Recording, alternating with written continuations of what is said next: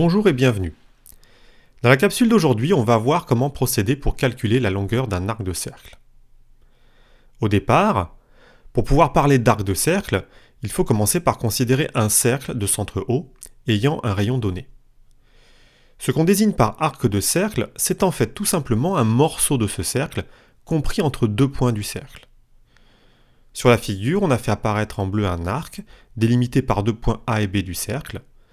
Et on appelle simplement cet arc l'arc AB, en notant son nom avec un petit chapeau en forme d'arc.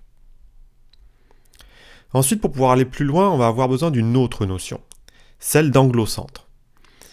Eh bien, on appelle anglocentre d'un cercle un angle dont le sommet est le centre de ce cercle, tout simplement.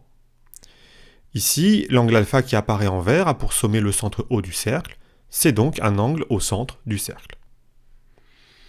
Enfin, point de vocabulaire important, on dit qu'un angle au centre intercepte un arc AB lorsque les côtés de cet angle passent par les extrémités de l'arc.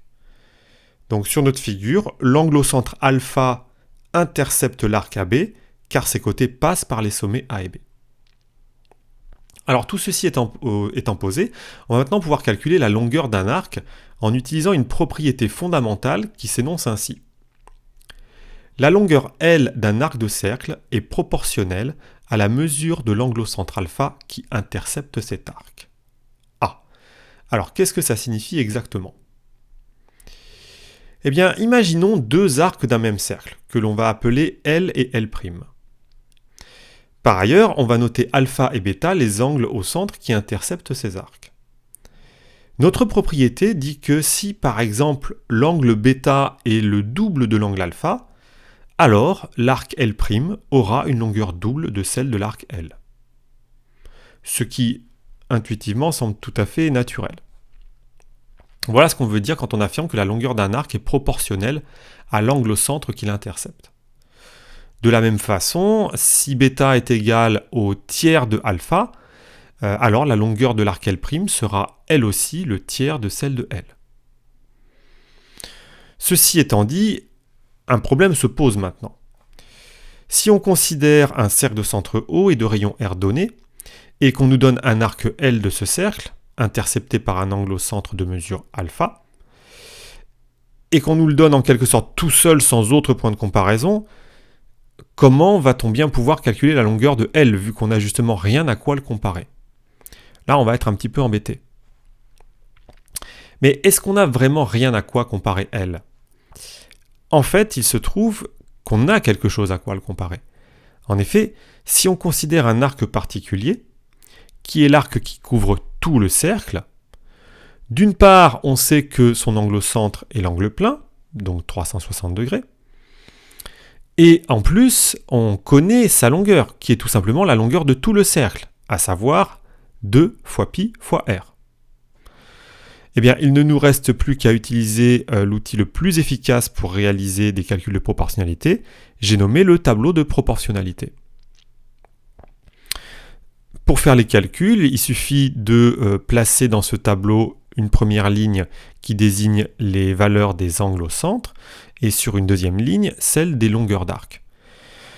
Et en disposant les différentes valeurs aux bons endroits, eh bien, on peut, à l'aide d'un produit en croix, par exemple une égalité de produit en croix, déduire que la longueur L est égale à alpha sur 360 fois 2pi fois r. Alors, il n'est pas forcément utile de retenir par cœur cette formule. Le mieux, c'est de se souvenir juste qu'il est nécessaire d'utiliser un tableau de proportionnalité, de le remplir correctement, puis d'effectuer les calculs. Voyons tout de suite un exemple. Si on considère un cercle de centre O et de rayon 6 cm, ainsi qu'un arc L, intercepté par un angle au centre de mesure 75 degrés, eh bien, il s'agit ici de calculer la longueur de L. On commence par faire notre tableau de proportionnalité. Première ligne, les angles au centre. Deuxième ligne, les longueurs d'arc.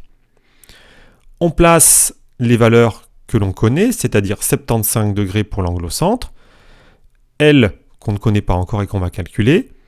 Et puis, si on considère l'angle plein de 360 degrés, à ce moment-là, on sait que la longueur de l'arc correspondant est celle de tout le cercle, c'est-à-dire on l'a répété 2 fois pi fois r, ce qui ici nous donne 12 pi.